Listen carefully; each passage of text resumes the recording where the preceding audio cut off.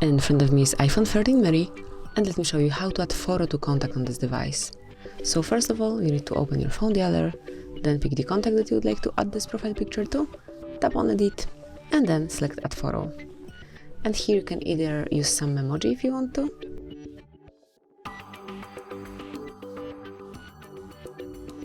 and then tap on next. You can move it and scale as only you want to, tap on choose, and it will be applied, obviously just the background, and that's it. However, if you'd like to add some personalized photo, just pick on camera icon to grab a picture right now, or on the gallery icon to pick something from your gallery.